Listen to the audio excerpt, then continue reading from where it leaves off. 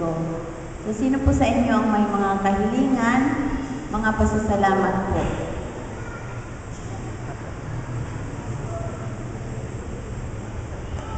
Si Brother Pascual.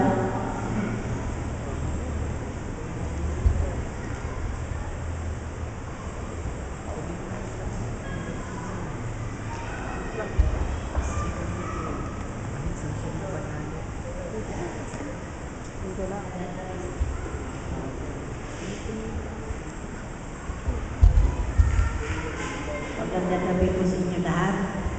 Nandito naman ako hindi ng tulong. Walang katapusan. Yung anak ko na may sakit na cancer sa breast. Ikalawa na niya ng chemo. Lumalabas maraming side effect. Katulad yung kumakati yung katawan niya, namulang bukan niya, yung kamay niya. Sana po tulungan natin na walang mas masamang ito. Galing kami sa doktor, binigyan naman siya ng gamot. Yung anak ko umalis, si Lisa, dumating, masalamat ko ng Lord na dumating siya. Safe naman ang pagdating niya doon.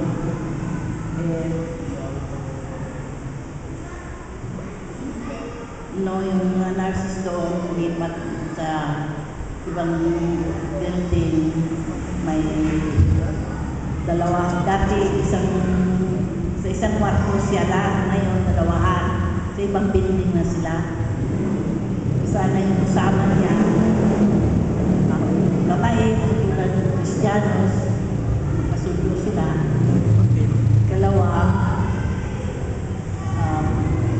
magsanit siya ng resume.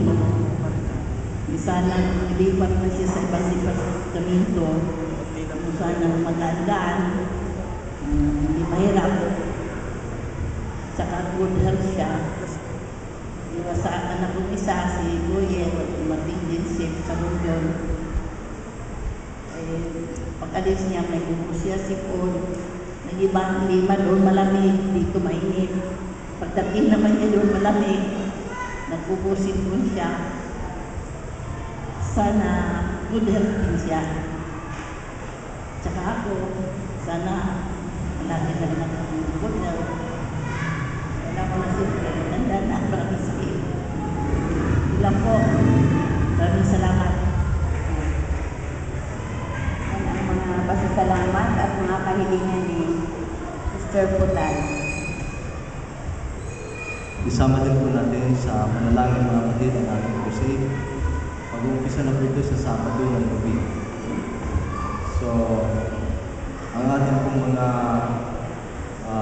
interest, ang ating pong mga pinag-pray, mga magiging bisita natin sa darating na crusade ay umpisahan na po natin silang anyayahan at puntahan na natin sila sa kanilang mga tahanan. Sila po ay ating alaging na makinig ng mga salita ng Panginoon. Sa loob ng 2 linggo po ay ating araw nito sa ating iglesia. At maging maayos ang ating paghahanda, ang ating mga pangataan. Sila po ang gaganap sa mga parts ng mga program natin ay nagtuturo po ng dito. So, pag-pray po natin mga kapatid ang ating crusade, ang ating Bible interest, mga binibigyan ng Bible study, ang ating BOP, mga BOP students na sila po ay makadalo sa ating po mga bibigyan ng Panginoon.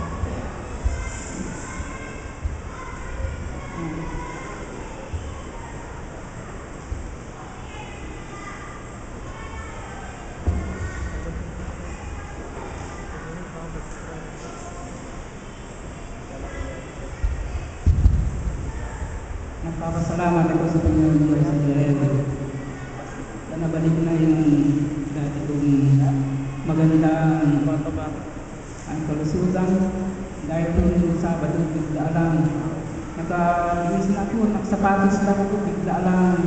Parang kumano yung mata ko, magluto ako ng sapatos. Siguro dahil gawa siguro yung Satanas dahil ang ganda-ganda mo na ng pagkiramdam ko, bigla lang yung pagsapatos na ko. Parang gusto mo mabas yung ano ng mata ko. Kaya sabi ko sa Panginoon Diyos, kung ako Panginoon, kung ano man yung aking pagkukulang sa pagsinubigsiyo, saka kung ano man ang nagawa kong kasalanan, tawarin ng bagong na noon bigla lang na parang naging ko na ang hina na hindi ko na kayang itayo ang aking sarili. Kaya hindi kong tayo pinabili. Yung parang taas pala ng 140 over 100. Kaya paano yung panalangin ko sa akin ko kaya ang nagawa ko pa noon dahil bigla lang ganito ang nangyari sa akin. Kaya papasalamat ko sa Panginoon. Mas meron ng mga pagsubok na dumarating sa aking buhay. Papasalamat ko sa Kanya kung hindi ko pinapagalan. Salamat ko sa Panginoon dahil yung anak ko noon, nagpunta sila din sa bahay. Sabi nila, tatay, palagi kami panalangin dahil si Brother Danny daw palagi doon sa kanila, sa singko. Kaya sabi ko sa kanila, manalangin din kayo para maayos yung marami daw kasi parang naguluhan sila ng pag-iisip sa ganyan ang daw pag yung alam nila na alam ng Satanas na yung magbabagong buhay na marami yung pagsulog sa inyo. Sabi ko bayaan nila isama kayo sa panalangin, sana isama natin sila sa panalangin para magtagumpay ang pagkaunawa nila sa Panginoon. Balik sila sa Panginoon. Salamat.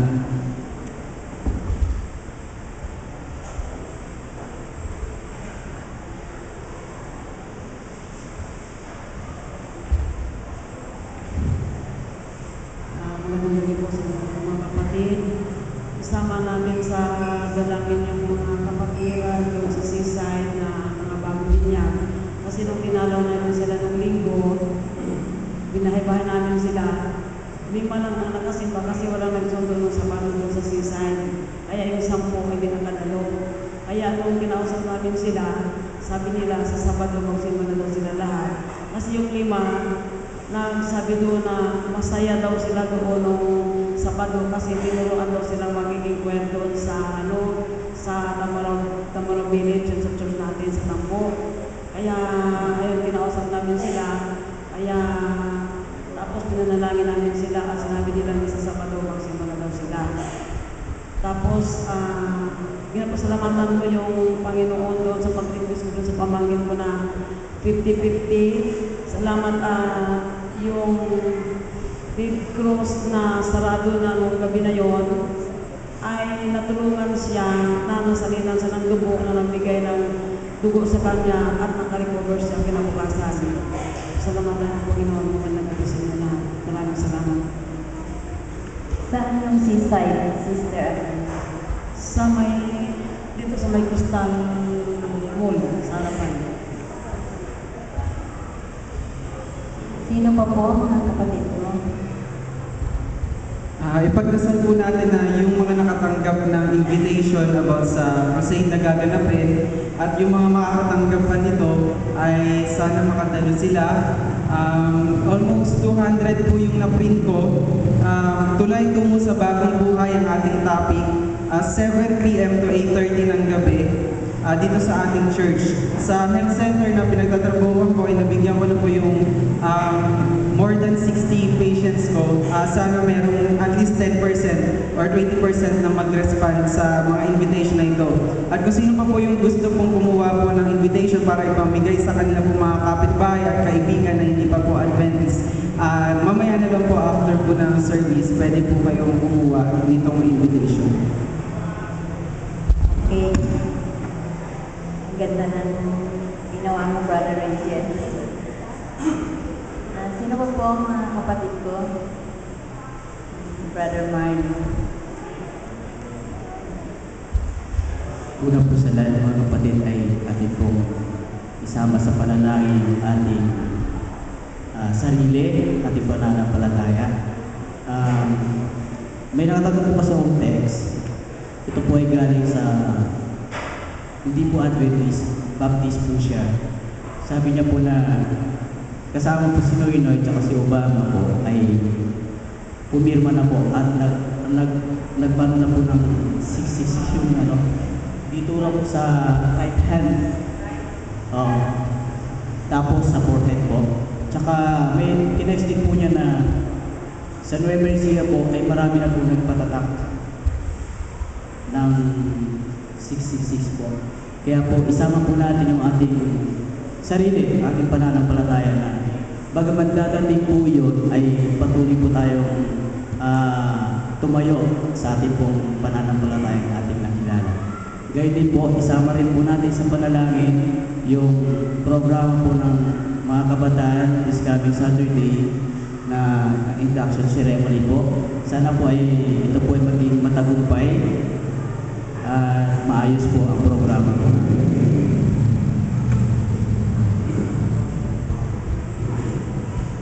Sir Violi.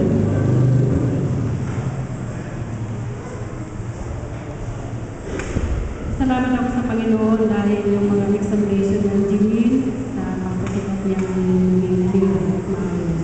At isama natin sa panalangin yung ating mister, si may naramdaman, may buwan siguro.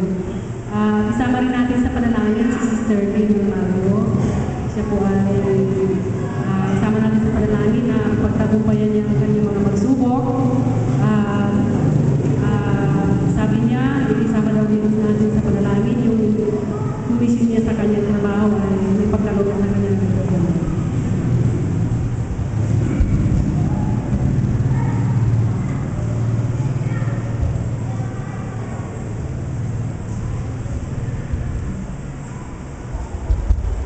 Isama natin sa dalangin yung aking mga kapitbahay na inayahan ko na magpunta dito sa April 28. Sabi ko 7 o'clock na pupunta na dito.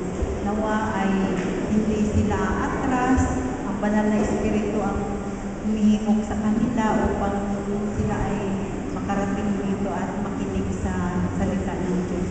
At ganun din po, isa lagi dalangin natin ang aking anak na si Randol at ang kanyang pamilya na sa lalong madaling panahon maaprubahan na yun ang kanilang papilis upang maprubahan na sa Canadian Embassy na makaalis na silang pamilya at magsama-sama na sila doon upang masaya sila na magsamba.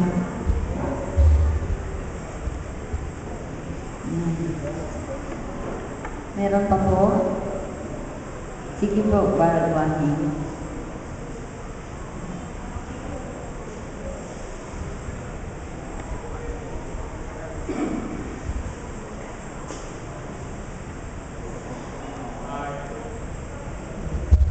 Isama natin sa panalangin si Lalita sa si Agnes. Sister Agnes, aking anak mga kapatid, paalis na sila ngayon galing Cebu. Parang sila mga kapatid, hindi naka-uwi agad dahil ulibog ang galing di Hulog. Noong Bernes sana ang alis para galing di Hulog para Manila, ulibog, hindi sila nakasakay. Ang sunod na biyahe galing di Hulog para Manila, Bernes na naman. Kaya nagbiya Cebu sila. Noong linggo, dumating sila sa Cebu noong Lunes. Ang alis nila ngayon, araw na to para Manila. Alas 8 ang alis nila. Kaya isama natin sila sa panalangin na makarating dito na payapa. Maraming salamat.